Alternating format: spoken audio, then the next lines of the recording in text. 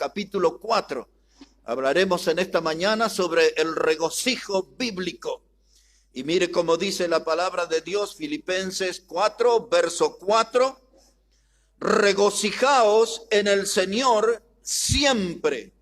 Otra vez digo, regocijaos. Y va de nuevo. Regocijaos en el Señor siempre. Otra vez digo, regocijaos. Esa palabra regocijo habla de una alegría intensa. Regocijo habla de una alegría profunda. El regocijo habla de un continuo y elevado estado de contentamiento. Eso es lo que tiene que ver con el regocijo bíblico. Esta palabra regocijo se puede comparar con la palabra júbilo, con la palabra algarabía. La palabra regocijo habla de un estado de gozo y de satisfacción en nuestra alma. Y ese es el tema que nos va a ocupar en esta mañana. Y me despertó una sonrisa cuando leía sobre este tema, porque la palabra en la lengua latín es regozo. Ven que los chicos jóvenes hablan así, ¿no? Entonces, un regozo, regocijo es un regozo, es algo que deberíamos tomarlo cada uno de nosotros como un mandamiento bíblico, como una orden que Dios nos da de vivir una vida con alegría, con regocijo. Este es un sentimiento, hermanos, exigido por Dios.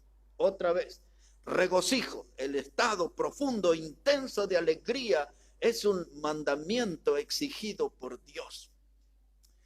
En estos días de la política, hay uno ahí que son de los liberales. Nosotros bíblicamente estamos en la vereda de enfrente de los liberales, pero lo curioso es que ellos usan los tres principios que están en la Biblia.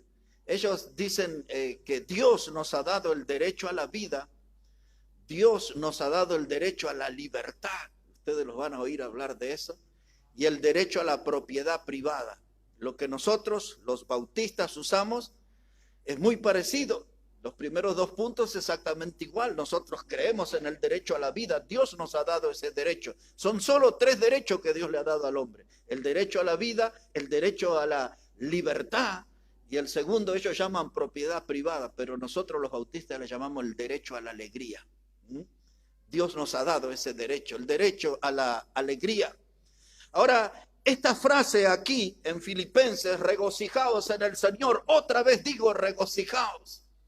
Aparece aquí, hermanos, después de que Pablo revela un conflicto en la congregación.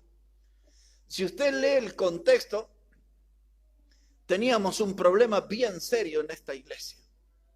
Había dos hermanas, dos guerreras en la fe. Pablo dice que una se llamaba Evodia y la otra se llamaba Síntique. Recuerdo, ese no era parte de mi mensaje, pero recuerdo que una significa dulce fragancia y la otra fácil de llevar. Pero no sabemos cuál fue el motivo doctrinal o qué fue lo que sucedió en estas dos guerreras entre la dulce fragancia y la fácil de llevar que se enfrentaron. Y no era una pelea intrascendente. Aquella gente del mundo del boxeo diría eso era una pelea para alquilar balcones.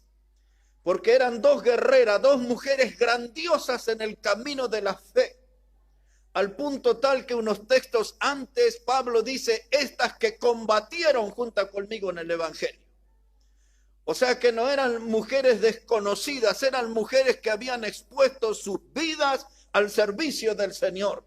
Eran mujeres consagradas a la causa de Cristo, pero algo pasó. En términos más nuestros, decimos, el diablo metió la cola ahí, ¿no? Y ahora estas dos hermanas están enfrentadas. Y entonces Pablo escribe esta carta y le pide a uno de los compañeros a que interceda en ese conflicto. Y después que Pablo le da las indicaciones de cómo interceder en ese conflicto, cómo arreglar esa situación, porque no era algo que afectaba a las hermanas, ese conflicto afectaba a toda la congregación. Y después que Pablo termina de dar las indicaciones, le dice, ahora superado eso, regocijaos en el Señor. Otra vez digo, regocijaos. Así que después de superar un drama, después de superar un grave problema en nuestra vida, tenemos que aprender a regocijarnos en el Señor. Pablo dice, y otra vez le digo, regocijaos en el Señor. Filipenses, si ustedes me dijeran, ¿a cómo definiría esta carta yo? Bueno, los predicadores le llamamos la carta del gozo. Así simplemente. Desde el principio al fin, Filipenses la identificamos como la carta del gozo. Pero detrás de eso, hermano, hay un hecho muy curioso. Porque el hombre que escribió esta carta y que nos enseña cómo vivir una vida gozosa, una vida regocijándonos, está escribiendo desde la prisión, desde la cárcel está escribiendo esta carta. Es decir, que desde un ámbito difícil, desde un ámbito de donde uno tiene muchas privaciones, desde un ámbito donde la libertad de uno es recortada, desde un ámbito donde siempre las cosas son opuestas al cristiano, este hombre nos habla y nos enseña cómo gozarnos en el Señor. Y como si fuera poco, esa expresión dice, regocijaos en el Señor. Y no escucharon mal, otra vez digo, regocijaos en el Señor. Y entonces alguien que está en una situación de extremo sufrimiento en la cárcel que me hable de eso, a mí me llama poderosamente la atención. Yo quiero aprender esa enseñanza. Yo quiero aprender lo que Pablo dice. Y él, para que nadie sienta una lástima desmedida por él, mire lo que dice en el capítulo 1 y el versículo 12. Para que nadie se ponga a llorisquear por Pablo, dice en el capítulo 1 y el versículo 12, dice, quiero que sepáis, hermanos, que las cosas que me han sucedido han redundado más bien para el progreso del evangelio. En otras palabras, no lloren por mí, no sientan tristeza por mi condición. Alguna vez él escribió a Filemón, dice, Pablo, yo ya soy anciano y además prisionero de Jesucristo. Él era prisionero en la cárcel de Roma, era prisionero del César romano, pero él hizo ese hecho a un lado y dice, no, yo estoy prisionero de Cristo, estoy aquí por la causa de Cristo, estoy aquí por los propósitos de Dios, estoy aquí para dar testimonio de la fe, no soy prisionero del César, yo soy prisionero de Cristo. Y después él escribe y dice, pero la palabra de Dios no está presa. La palabra de Dios no está presa, no hay celda, no hay barrotes que puedan detener el poder de la palabra de Dios. Dice Pablo, yo estoy aquí en esta situación, no sientan tristeza por mí, porque Dios me trajo a este lugar para el progreso del evangelio. Quiero que note otra vez esa palabra. Versículo 12, dice Pablo, yo estoy aquí para el progreso del evangelio. ¿Cuál es la lección para nosotros en esta mañana? Que a pesar de todas las adversidades en la vida, a pesar de todos los cachetazos inesperados que recibimos en la vida, nosotros podemos hacer cosas para el progreso del evangelio. Es lo que él busca transmitirnos. Observen ese capítulo 1 y versículo 7, cómo se expresa Pablo. Filipenses 1, verso 7. Él dice, como me es justo sentir esto de todos vosotros, por cuanto os tengo en el corazón y en mis prisiones y en la defensa y confirmación del evangelio, y todos vosotros sois participantes conmigo de la gracia. Dice él aquí, estoy aquí en la cárcel porque Dios tiene un propósito, y el propósito de Dios es que yo plante defensa del evangelio. El propósito de Dios es que yo confirme la verdad del evangelio en este lugar. Wow. Y ahora hace un rato me acordé. Ya hace 21 años escribí un libro sobre este Filipenses. y fui profesor hace como 21 años atrás, enseñando esta materia. Así que ahora que me estoy reencontrando aquí en el púlpito con esto, me estoy recordando aquellos estudios de ese tiempo. Y esa motivación para la batalla de Pablo, estoy aquí para la defensa, es la palabra apología. Esa es la palabra griega, apología, para presentar defensa del evangelio. Estoy aquí para dar testimonio y confirmar que el evangelio es verdad y que el evangelio es el poder de Dios para salvación. Y ahí estaba en la cárcel dando testimonio.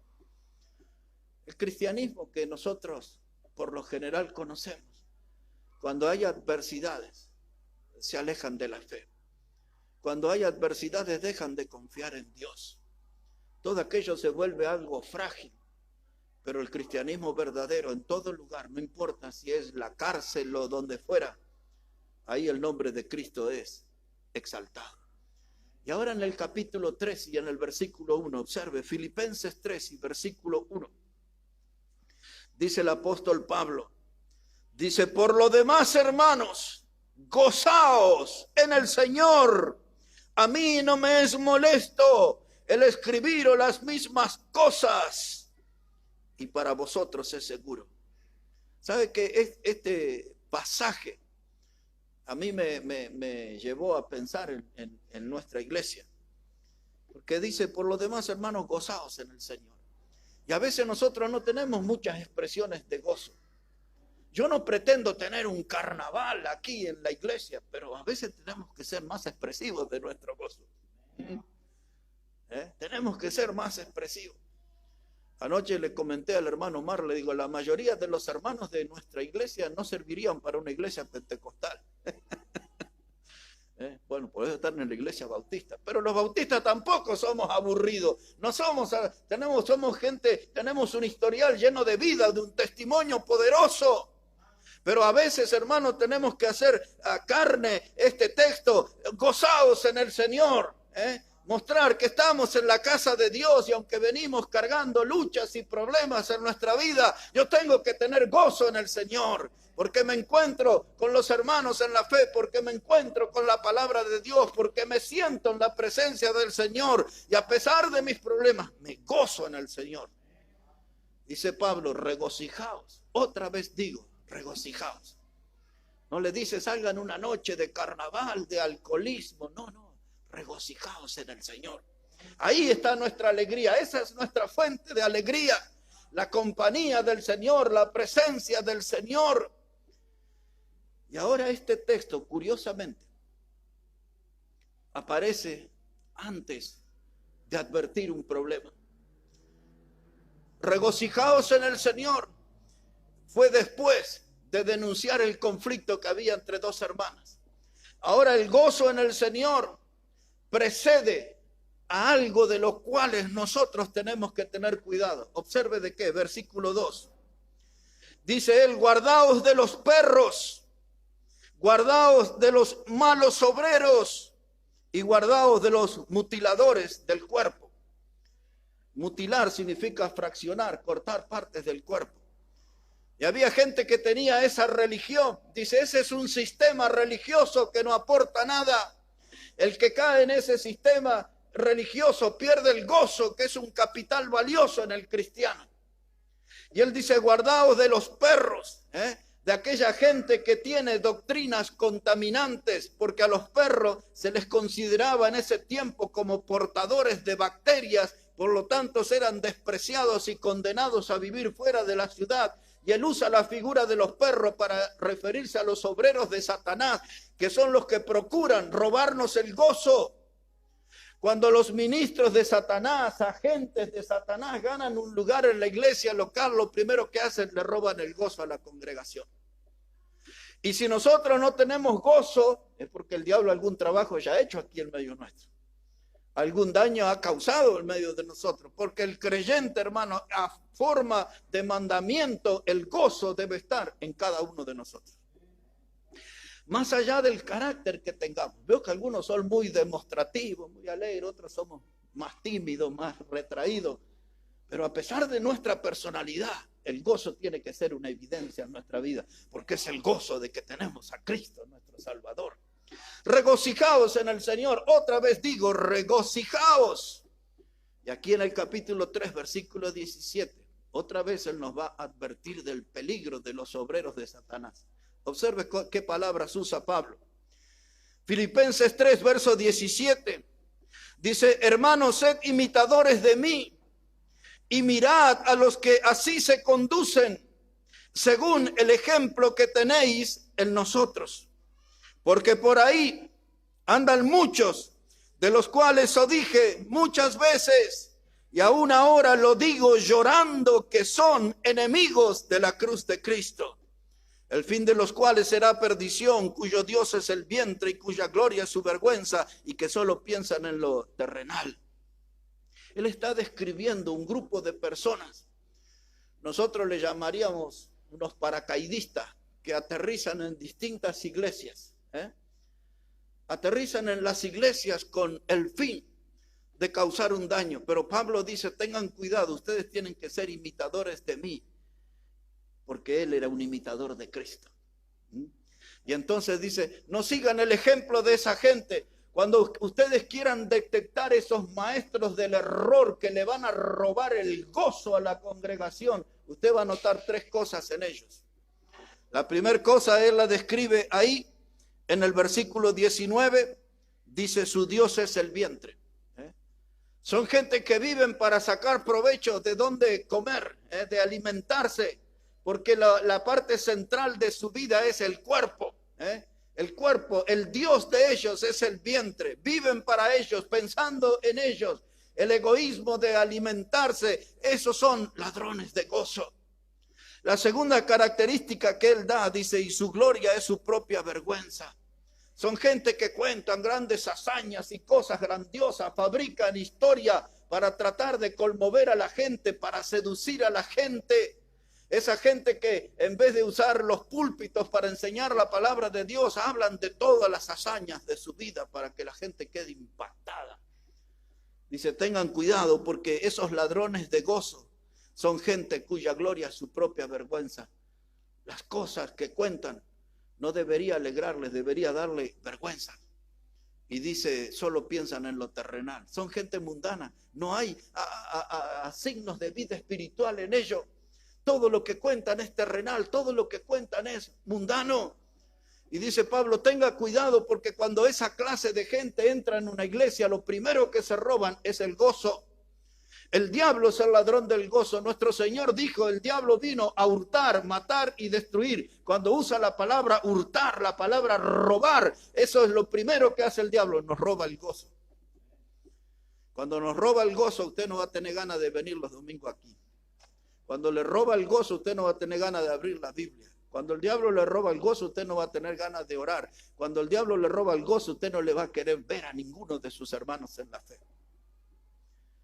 Así que cuando tenga alguno de estos sentimientos, es porque el diablo ya le empezó a robar el gozo. Pero ¿qué dice Pablo? Regocijaos en el Señor. Otra vez digo, regocijaos. Un mandamiento, Dios exige a modo de mandamiento que a pesar de las luchas y de las adversidades, mantengamos nuestro gozo en alto, porque somos de Cristo, somos salvos por el Señor. Capítulo 4 de Filipenses, versículo 10. Filipenses, el capítulo 4, versículo 10. Dice la palabra aquí, en gran manera, ¿qué término usa? Me gocé, me regocijé. Estoy feliz. ¿En quién? En el Señor.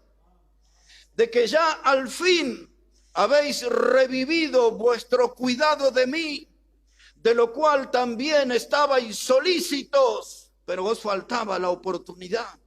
No lo digo porque tenga escasez, pues he aprendido a contentarme cualquiera sea mi situación. Sé vivir humildemente y sé tener abundancia. En todo y por todo estoy enseñado. Así para estar saciado como para tener hambre, así para tener abundancia como para padecer necesidad. Todo lo puedo en Cristo que me fortalece. Y ahora cuando leo esto, nos damos cuenta qué mal que se usa ese texto. Todo lo puedo en Cristo que me fortalece. Si bien lo podemos aplicar en muchas cosas, pero ese texto está aplicado en una situación de un hombre que estaba en la cárcel y que estaba privado de muchas cosas, de cosas simples. Y él dice, ustedes se acordaron de mí.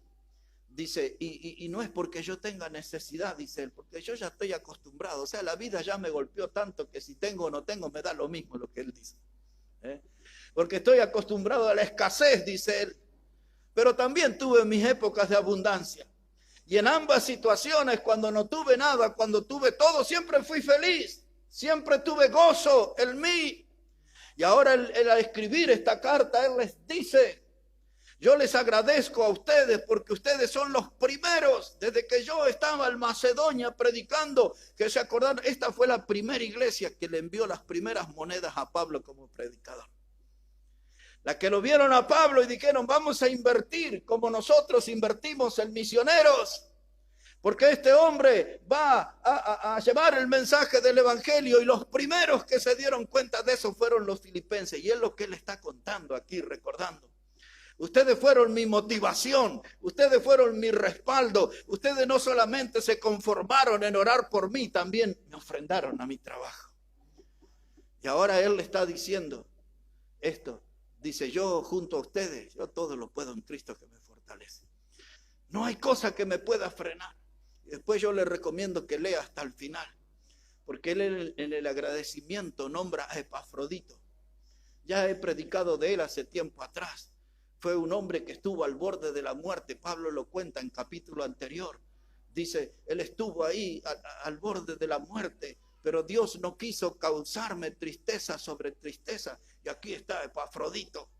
Él fue el hombre que le trajo dinero, seguramente comida y seguramente abrigo y seguramente algún libro espiritual.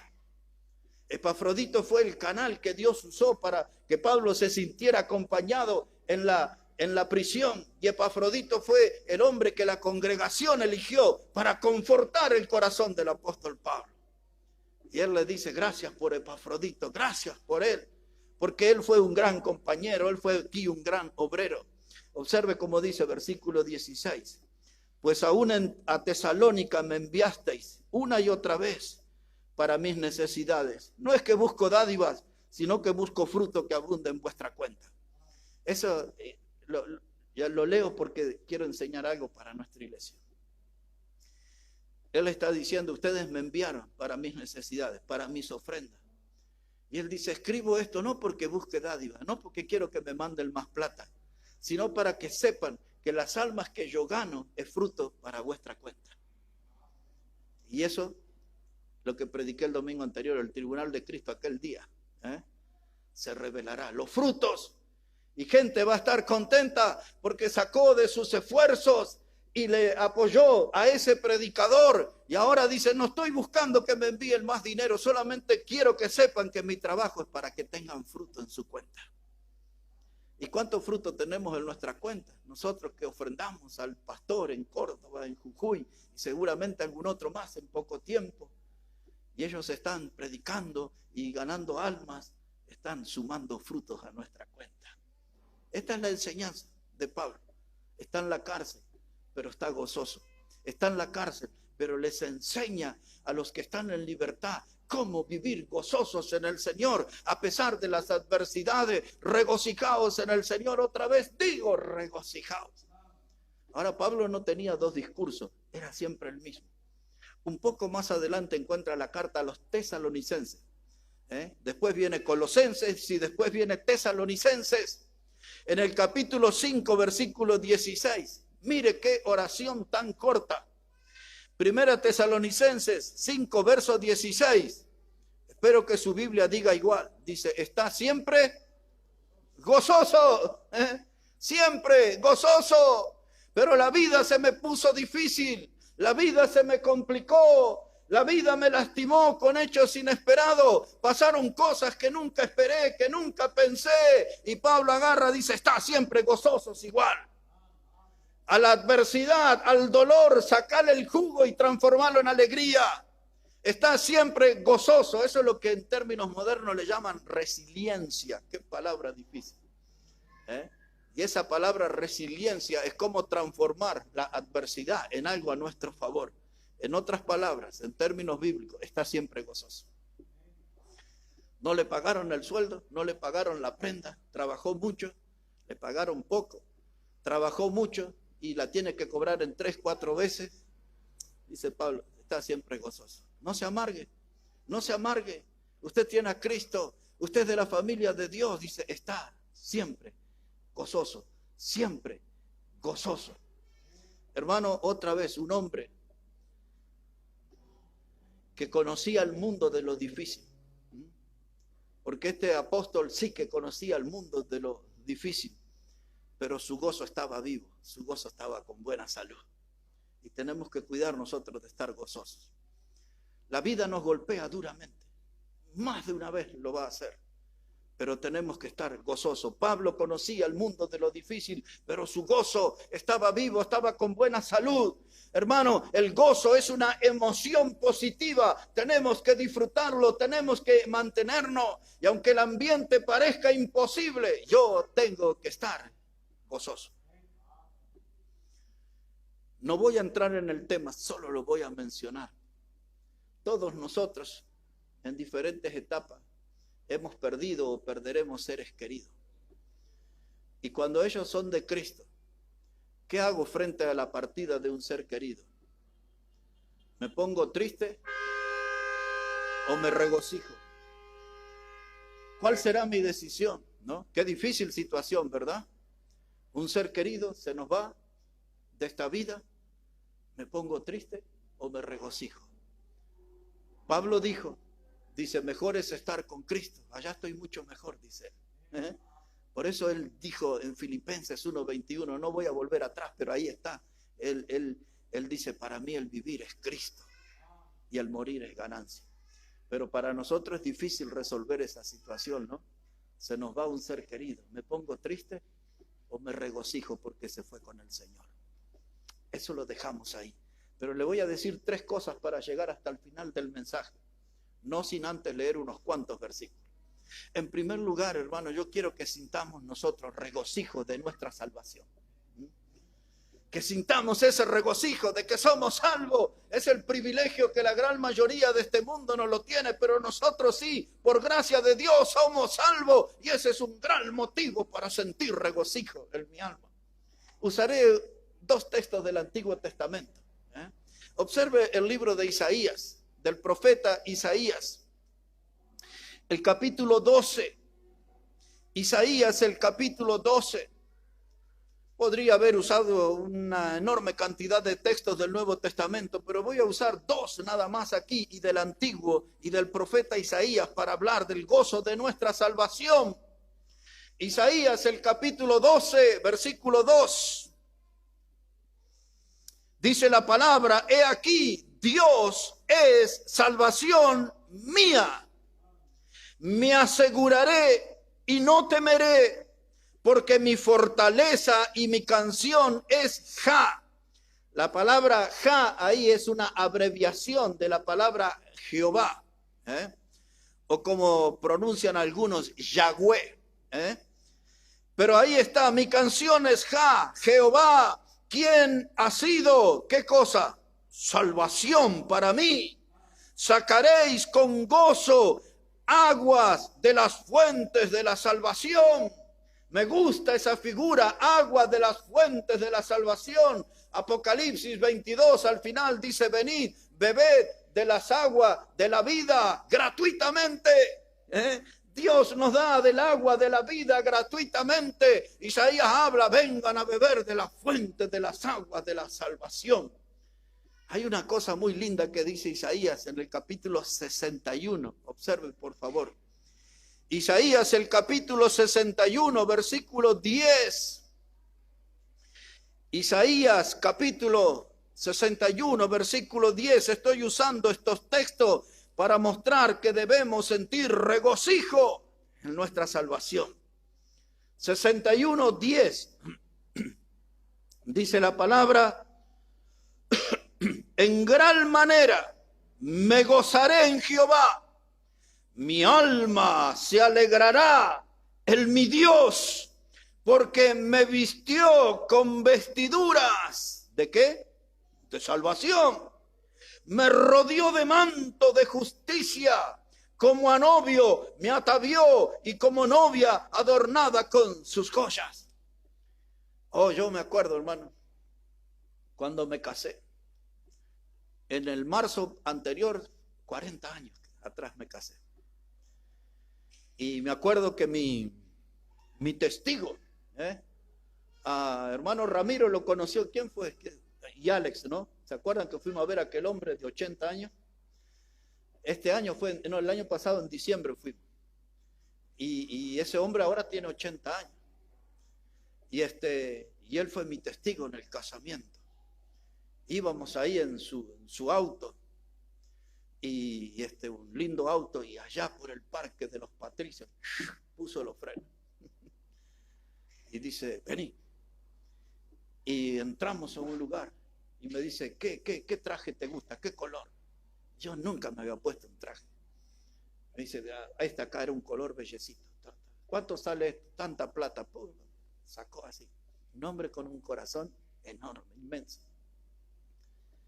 Pagó ahí. Catani, trajecito beige, todo. Dice, ¿qué van a poner? ¿Zapato negro? No, dice, hay que comprar uno medio caoba, no sé qué era, pero estaba lindo ese. Y después salimos y paró allá en otro lado. Dice, vení. Y entramos en una casa de lujo, de trajes y de todo. Y él habla ahí con la gente que atiende y dice, necesito un smoking para este hombre que se va a casar. ¿Cuál es el mejor? Nunca, parecía un pingüino, me pusieron. La única vez en mi vida que usé un smoking. Todos creo que saben qué es un smoking, ¿no? Bueno, menos mal porque yo no lo sé explicar, pero es como una especie de traje especial, no sé qué. Y me sentía como un pingüino y dije, ese sí que está bien. Dice, entonces el bellecito es para el civil y este para la iglesia. Algunos de ustedes quieren conocer gente así, ¿no? Tan generosa, ¿no? ¿Y cuánto? Sale una fortuna, Y él sacó ahí. Y eso que andábamos trabajando, no es que salimos a buscar traje, pero así del corazón le salió a él. Y después dice, ¿y no tiene una faja también? Yo lo miré. Y como esa que usan los cardenales de Roma, así era un color, medio un bordón, no sé qué, así estaba con faja. Ahora necesitaría faja con esta panza. Ese estaba flaquito en ese tiempo. Y así entré a la iglesia de smoking. Y esas vestimentas de lujo no es nada al lado de la vestimenta de la salvación que habla Isaías. Esto sí es una vestimenta de la salvación. Y Dios nos ha vestido mejor que el atavío de la novia, mejor que la vestimenta del novio. Dios nos ha vestido a nosotros con la salvación. ¿Esto qué es lo que motiva? Que tengo que regocijarme en el Señor. Tengo que regocijarme, tengo que estar gozoso en el Señor. Bueno, después si se quedaron con ganas de ver mi foto como pingüino, les muestro, tengo algunas en el celular de esos días. Y el testimonio de que fui flaco alguna vez. Regocijo en la salvación. Pero quiero agregar algo más en esta mañana, que Pablo nos enseña y la Biblia nos enseña a través de Pablo, que debemos regocijarnos en nuestras tribulaciones. ¿Y quién de nosotros no tiene una tribulación? Y a veces parece que nunca se terminan, ¿no? A veces una tras otra nos sucede, ¿no? Y no logramos entender y no nos reponemos de una situación y vaya otro golpe. Y cuando no es a mí, es a un familiar. Y cuando no es un familiar, es un compañero del trabajo. Y muchas veces las tribulaciones, esas presiones que nos aplastan, hermanos, y nos arruinan, se nos aparecen a cada rato. Bueno, Pablo nos va a enseñar ahora cómo tener gozo en las tribulaciones. Un par de textos, nada más. Observe allí en 2 de Corintios, capítulo 1, segunda carta a los Corintios, el capítulo 1. Segunda carta a los Corintios, el capítulo 1. Y mientras va buscando, le digo, hermanos, yo estoy contento en esta mañana. Esta semana fue muy dura para mí. El domingo, cuando me fui de aquí, cuando llegué a la casa, hasta ayer al mediodía no volví a salir de mi casa porque mi salud no me dejó. Estuve ahí coqueteando con la muerte varios días. Algunos hermanos lo saben porque les fui contando. No me podía ya parar, el corazón fallaba, la cabeza estaba mal, ya estaba muerto literalmente. Y entonces recién ayer, después de una semana, salí a la calle. Y ahora estoy aquí con gozo en esta mañana con ustedes. Miren, 2 de Corintios, capítulo 1, versículo 8, dice la palabra de Dios así. Dice, porque hermanos, no queremos que ignoréis acerca de nuestra tribulación que nos sobrevino en Asia, pues fuimos abrumados sobremanera, más allá de nuestras fuerzas. Eso es lo que me pasó el lunes. Dice, de tal modo que aún perdimos la esperanza de conservar la vida. Eso me pasó el lunes. Pero tuvimos en nosotros mismos sentencia de muerte. Eso me pasó el lunes. Para que no confiásemos en nosotros mismos, sino en Dios que resucita a los muertos, el cual nos libró y nos libra, y en quien esperamos que aún nos librará de tan gran muerte. Cooperando también vosotros a favor nuestro con la oración. Cuando alguien está mal en su salud, en su vida, tenemos que cooperar orando. Eso es chapa del mensaje. Pero dice Pablo, en mi vida de tribulaciones, tantos problemas que tengo, recuerdo aquel en Asia, estuvimos abrumados, fueron tantos golpes que recibimos allí que no sabíamos cómo conservar la estabilidad, cómo mantenernos de pie. Fuimos abrumados, superados físicamente, superados emocionalmente, batallamos espiritualmente con el alma y pudimos superar esa tribulación porque ustedes cooperaron con las oraciones. Wow, ¿sabe lo que es estar abrumado? Es un estado de confusión. Abrumado es un estado de desesperación. Usted no sabe para dónde ir, a dónde correr. Usted no sabe dónde está la puerta de salida de ese problema.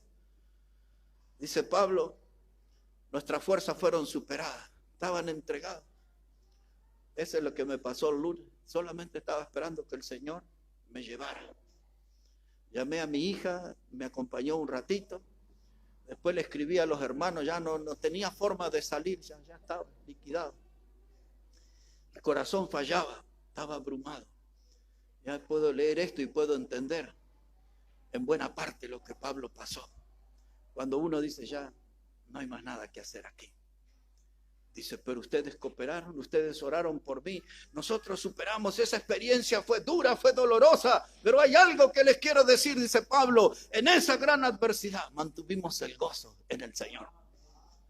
Esa es la lección que Él nos va transmitiendo a los filipenses, a los tesalonicenses y ahora a los corintios, de cómo mantener el gozo a pesar de las adversidades, de no amargarse, de no retirarse como un derrotado, de no estar como un trapo de piso en el costado. Cuando la vida me golpea, yo tengo que ocuparme de regocijarme en el Señor. Me gusta. Observe ahora cómo Él dice en el capítulo 6, versículo 8. Capítulo 6 y versículo 8. 2 de Corintios 6, versículo 8. Dice él, por honra y por deshonra, por mala fama y por buena fama, como engañadores, pero veraces, como desconocidos, pero bien conocidos, como moribundos, mas he aquí vivimos, como castigados, mas no muertos, como entristecidos, mas siempre, ¿qué dice? Gozosos, como pobres, mas enriqueciendo a muchos, como no teniendo nada, mas poseyéndolo todo. Eso tiene que meditar en su casa, bien, palabra por palabra. Yo solo diré esto aquí. Por fama, buena o mala fama, un predicador como Pablo, como muchos de nuestros tiempos, son difamados. La gente inventa historias, dice cada cosa. Esta semana volví a encontrar mentiras y barbaridades que escribieron sobre mí años atrás y estaban en la internet. Y Pablo dice, igual, aunque me hagan mala fama y me hayan difamado, yo no perdí mi gozo. Él está diciéndonos aquí, dice, como desconocido, nadie me conoce, pero somos bien conocidos por Dios, eso es suficiente. Ya Dios sabe lo que nosotros hacemos y eso me alcanza y me sobra en esta vida. Dice, la gente nos ve como moribundos, dice él, pero estamos vivos para Cristo. Aquí estamos. Parecemos moribundos, pero estamos vivos para Cristo. Y dice, y parece que estamos como entristecidos, pero no, mírenme bien, porque estamos siempre gozosos, dice él. Aunque la vida está complicada, difícil, nosotros estamos siempre gozosos. La gente nos ve y dice, estos no tienen un peso, no tienen un mango, dirían por acá. Dice, pero nosotros estamos enriqueciendo a muchos, dice él.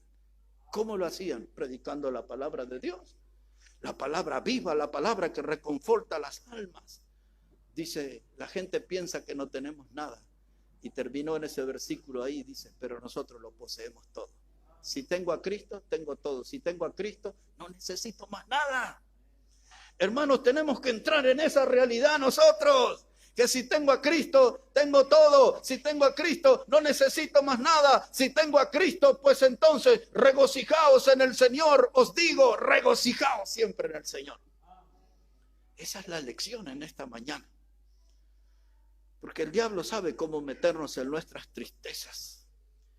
Y nos sumergimos en las tristezas y no salimos más. Se vuelven interminables. Parece que ese dolor nunca va a cesar. Y nos amargamos en la vida con la familia y nos amargamos en la vida en diferentes situaciones. Pero Dios dice, este es mi mandamiento. Esto lo doy a modo de exigencia. Si son mis hijos, siempre tienen que estar gozosos. Así que vea cómo arregla esa situación. Porque tenemos que estar gozosos en el Señor. Ahora les voy a llevar a Génesis.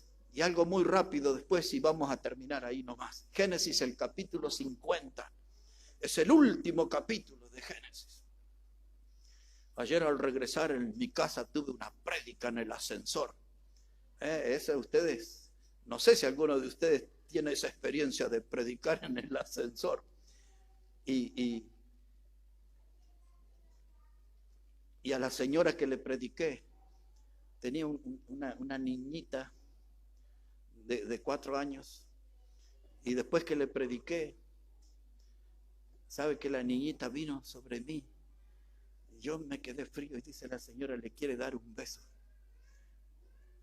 y me abrazó, y se terminaron todos mis males, mis dolores de la semana. Ese beso fue tremendo, una ternura, tan lindo fue. Una prédica en el ascensor. Voy a tener que hacer un mensaje con ese título, una prédica en el ascensor. Y para que no se despierte su curiosidad, prediqué sobre Éxodo capítulo 15 ahí. Ya les contaré otro día. Pero aquí en Génesis 50, versículo 20, dice la palabra de Dios. Génesis 50, verso 20, dice, vosotros pensasteis mal contra mí, mas Dios lo encaminó a bien para hacer lo que vemos hoy, para mantener en vida a mucho pueblo. Vosotros pensasteis mal contra mí. ¿Sabe quién está hablando ahí? José, el hijo menor de Jacob. Y en estas palabras él está diciendo, ustedes, los que me tiraron allá en la cisterna vacía en el desierto, ustedes que me rescataron y me vendieron a los madianitas, ustedes, dice José aquí, pensasteis mal contra mí. Y después me vendieron a Potifar, aquel líder militar del ejército del faraón. Y después la mujer de él fabricó una mentira y me acusó de violación y me mandaron a la cárcel por esa mentira. Y tuve que cargar ese delito que nunca cometí. Dice José, después que aquellos, el panadero y el copero, aquellos que se olvidaron de mí, después del abandono de mis hermanos, dice, ustedes pensaron mal acerca de mí. Dice, pero Dios lo encaminó todo para bien. Ay, eso para toda esa gente que le hace daño a usted, que habla pestes de usted, que siente envidia, celo, que les maltratan, que no los saludan. Para todas esas cosas, dice, ustedes piensan mal de mí, pero Dios lo encaminó para bien. ¿Qué significa? Que la adversidad tiene otro costado, se llama gozo. Se llama gozo. Y ahora Dios lo utilizó, usó todas esas cosas adversas Y se acuerdan que lo llevó al poder y fue el segundo hombre después del faraón. Y ahora él tuvo la oportunidad. Todos sus hermanos, los que le tiraron a la cisterna en el desierto, los hermanos que después le rescataron y lo vendieron como esclavo. Él pudo haber hecho esto y terminar con la vida de sus hermanos, pero dice, no, Dios usó todo esto para que yo pueda alimentar mucho pueblo.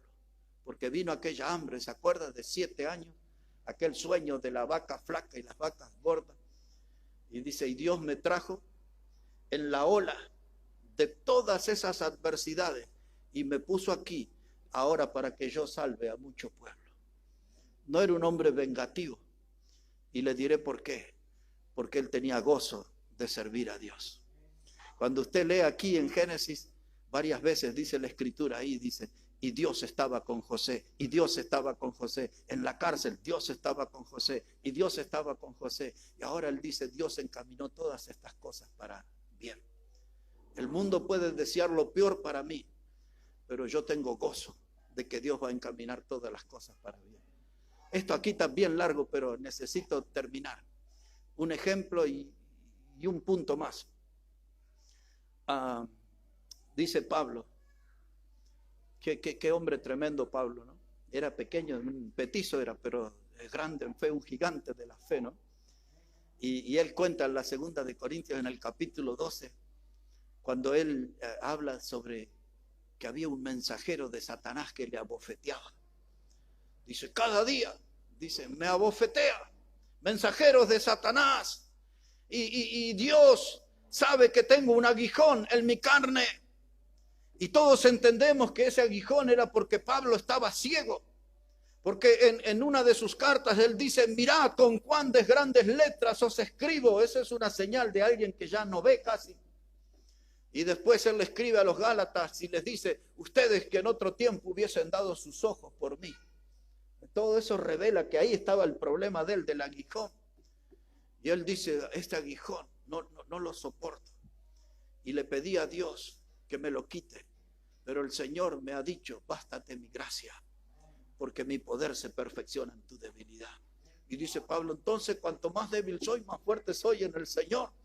Ahí está la raíz del gozo, porque su fe estaba en el Señor, su confianza estaba en el Señor. Las palabras del Señor lo conformaba, la palabra del Señor lo alimentaba, lo fortalecía. Este hombre aprendió el otro costado de la adversidad y ese se llama gozo, mantener el gozo en el Señor a pesar de las adversidades. Nosotros muchas veces tenemos esa conducta de nene caprichoso que queremos todo así.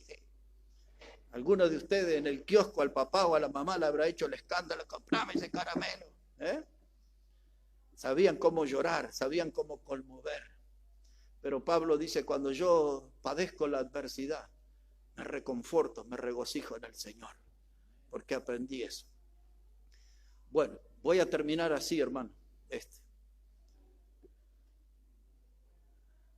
Así vamos a terminar. Primera de Pedro, capítulo 1. Hay muchos textos que quería compartir con ustedes, pero ya tengo ganas que cantemos de nuevo. Dice Primera de Pedro, el capítulo 1, hermano. Y creo que hoy vamos a usar, si los hermanos están de acuerdo o no tienen otra idea, quizás vamos a usar el sombrero chino para juntar una ofrenda hoy. Porque hoy queremos juntar una ofrenda para terminar la habitación de los niños. Así que yo digo, ¿y dónde vamos a sacar? Capaz que ese sombrero chino no sirve. Bueno, o el mexicano, no está mal mexicano. Vamos aquí, hermano, para el final. Primera de Pedro, capítulo 1, versículo 3. Dice la palabra de Dios, Primera de Pedro 1, verso 3, dice, bendito el Dios y Padre de nuestro Señor Jesucristo, que según su grande misericordia nos hizo renacer para una esperanza viva por la resurrección de Jesucristo de los muertos, para una herencia incorruptible, incontaminada e inmarcesible, reservada en los cielos para vosotros, que sois guardados por el poder de Dios mediante la fe, para alcanzar la salvación que está preparada para ser manifestada en el tiempo postrero. Y mire cómo empieza el verso 6, en lo cual vosotros os alegráis. Aunque ahora, por un poco de tiempo, sí es necesario que tengáis que ser afligidos en diversas pruebas, pero sometida a prueba vuestra fe, que es más preciosa que el oro. Y ahí sigue, hermosa esa carta. Pero ¿qué está hablando él? Que a pesar de las aflicciones, a pesar de las batallas que tenemos en esta vida, nosotros tenemos que gozarnos por la herencia que nos espera. Y ahora vamos a combatir las adversidades con la esperanza de que vamos a adueñarnos de esa herencia celestial. La palabra esperanza es clave. La palabra esperanza es la raíz de lo que a nosotros no nos gusta. Esperanza es esperar. A nadie le gusta esperar. Ayer sufrí media hora esperando el colectivo. Sufrimos por cada cosa nosotros. Pero nosotros ahora tenemos esa esperanza. Estamos esperando que Cristo va a venir. El Señor va a venir. Cristo viene pronto. Hay aflicciones, hay tribulaciones, pero esa esperanza de mi encuentro con Cristo, esa esperanza de la herencia que nos espera en el cielo, eso me da gozo, y el gozo me abre camino en esta vida. Si usted no aprende a sentir el gozo en el Señor, se le van a cerrar los caminos, las cosas va a sentir que se desmoronan a su alrededor, va a sentir que la desgracia le persigue, le pisa los talones. Pero cuando yo me regocijo en el Señor, entonces voy adelante. Y ahora sí puedo usar ese texto. Todo lo puedo en Cristo que me fortalece. Regocijaos en el Señor. Otra vez digo, regocijaos. He recortado muchísimo este mensaje, pero creo que hemos hablado lo suficiente en esta mañana para ponernos de pie frente a las adversidades y darle batalla a lo que el enemigo nos ponga por delante. Yo creo que hemos aprendido suficiente en esta mañana, que en cualquier lugar, en la prisión, en las necesidades económicas, en la lucha con la salud, en la lucha sentimental, familiar, lo que sea, la clase de batalla que se nos ponga por delante, nosotros nos vamos a regocijar en el Señor. Siempre nuestro Señor será una fuente de regocijo. No se olvide, apodérese de esa palabra en esta mañana y de esa expresión de Pablo. Regocijaos en el Señor. Otra vez os digo, regocijaos. Nos vamos a poner de pie y ahora vamos a regocijarnos cantando a nuestro Señor.